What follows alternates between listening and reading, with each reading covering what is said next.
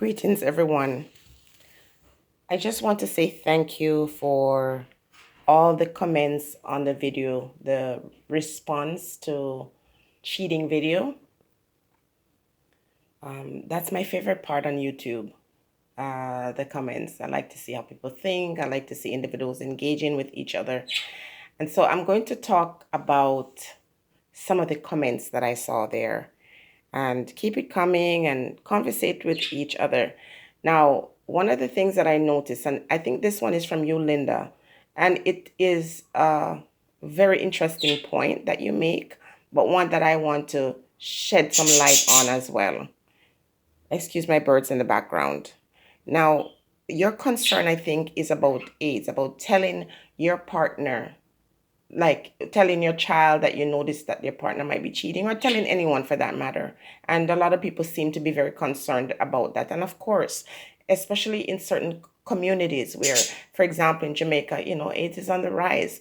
Of course, it's a very concerning thing to people to want to make sure that their husband or their partner is not cheating. However, what I want to say to you is we hear, tell on the person or inform your friend or your child or whatever that their partner is cheating because it could cost them their life.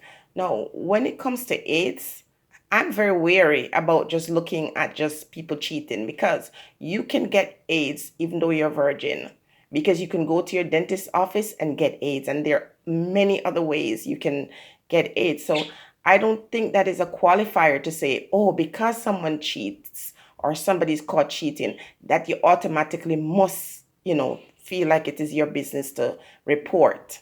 Now, I already specify the circumstance under which I think I would speak to my child. If I know 100%, because you see that video sometimes, there's room, is a bit of vagueness in that. If I'm 100% sure, of course, but I'm saying if I'm speculating, I'm not going to. I'm not going to do that. I'm not going to tell my daughter that. I'm not. Sometimes we think we need to tell people things. Even men who cheat or women who cheat, after you've cheated and a year or two pass, you decided, I'm going to go tell my family, my loved one, my lover, my wife, whatever, that I cheated. And I always wonder why. My thing is not if you cheated, but are you still doing it? So if my partner had an affair, I don't want him telling me about it 10 years later. That's in the past. I don't want to hear about it. The important thing is you stopped it. So I don't think people having an affair automatically qualifies that relationship to end. Otherwise, you wouldn't see so many people married. A lot of marriages go through that, and it doesn't automatically qualify for a divorce, for someone to break up. So to continue on the argument that you tell the person because they could bring home AIDS, they can also bring home AIDS other ways too. Also, the question I have for you is, be honest. How many of you, male or female, before you crawl into bed with somebody else, you ask for an AIDS certificate? How many people do that to say, you know what? Okay, so we're going to take this relationship to another place, and we're going to make sure that, everything is good, everything, we're all healthy. We're both going to do an AIDS test. How many men or women do that?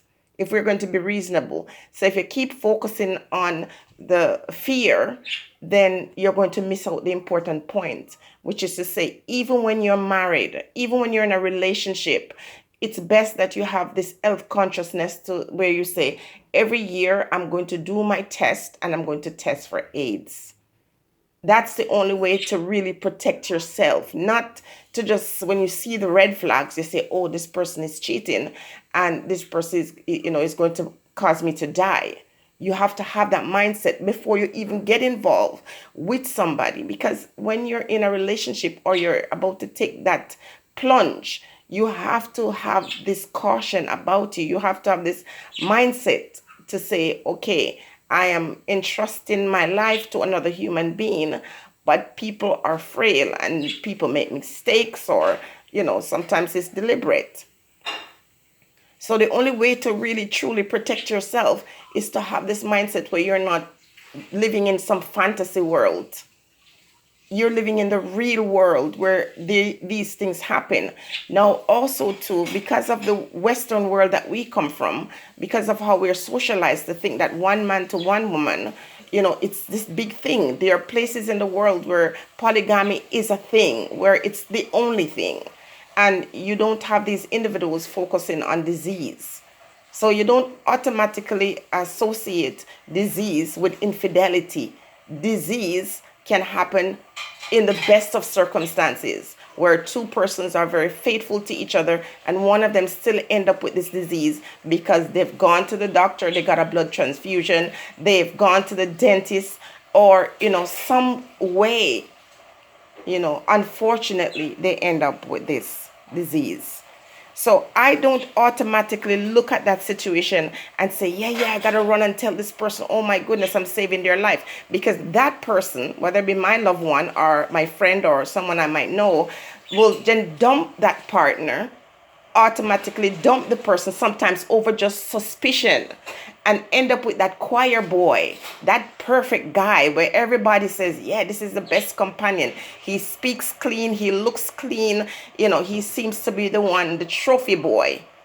And because the focus is on the wrong thing and you don't say, exchange with me your health information before we take it there. So that's what I would teach my child. You see, in these videos, I don't say everything. I don't share all my thoughts. And sometimes, there's a question or something is not very clear. So that's what I preach with my daughter, to say that regardless of who you're with, no matter how nice they are and perfect they seem, the important thing is to protect yourself. You don't enter into a relationship with anybody. You don't climb up in anybody's bed until you exchange this. But before you do that, also, there are patterns that you must observe. As someone said in the comment section, red flags. Those red flags are there. I am saying it here again, that nobody cheats in any relationship and there is no red flag. It's not possible. You might not observe those red flags. You might not be able to identify them, but they're there. And so the worry is not that I'll tell so I can save my life. The important thing is I'm saving my life so I can live to tell. Stay blessed, everyone.